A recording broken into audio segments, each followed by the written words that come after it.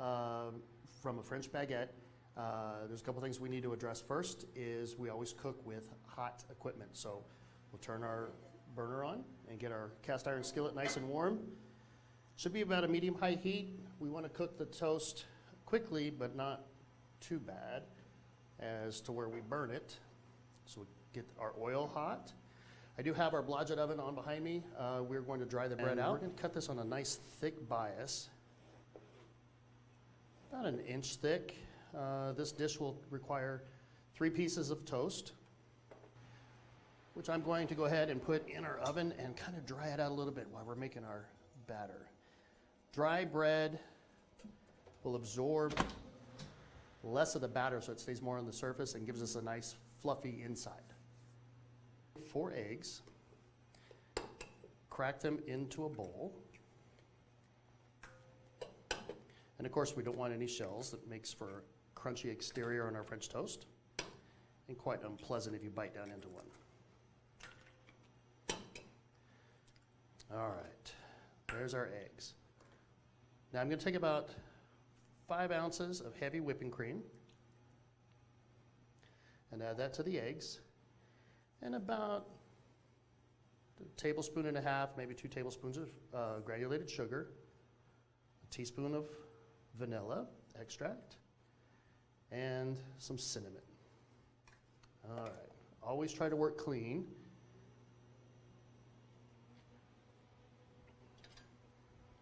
So we're going to take this and we're going to whisk it up. We want everything to be nice and smooth and incorporated so our bread gets nice and evenly coated.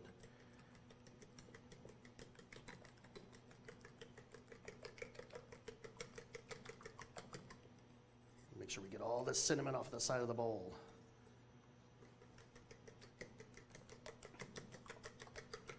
All right.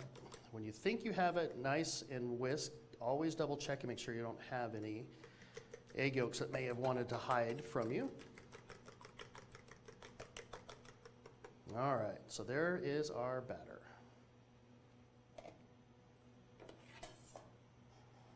I'm going to get this close to our skillet, which is getting nice and warm.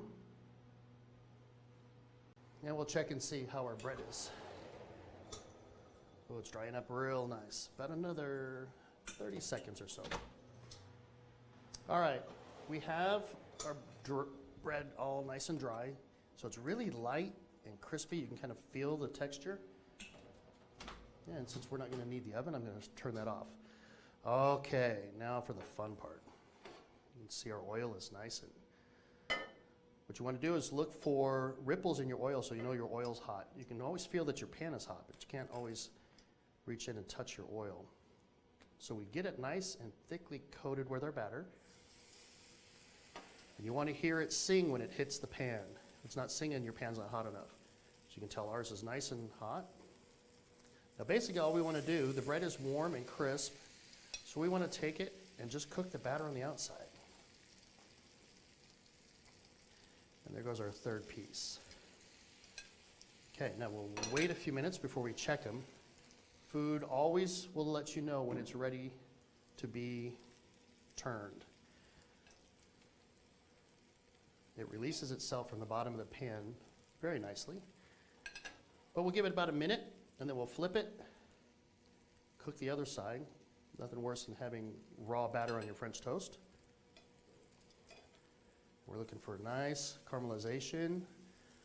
That's the magic of our sugar caramelizing, giving us a nice crispy exterior as well as some nice good flavor. So we'll let that cook about another minute and a half.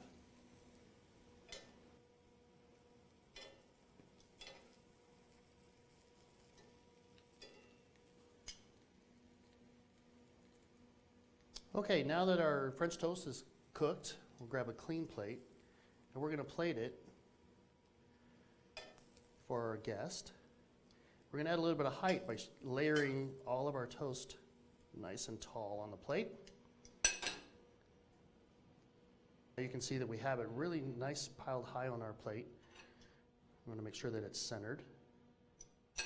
We're going to take our dredge. This is a shaker, but we call it a dredge in the kitchen. And inside here is powdered sugar. So we're going to make it look like it snowed on top of the French toast. And then I have some macerated berries. And what we did with these is, and you'll see this in another video, is we took berries, sliced them, strawberries, threw in some blueberries, and then put in sugar and just let it sit overnight, and it makes its own syrup. But we also have real maple syrup. I'm going to drizzle over the top of this. So you get a nice presentation. And that is classic French toast.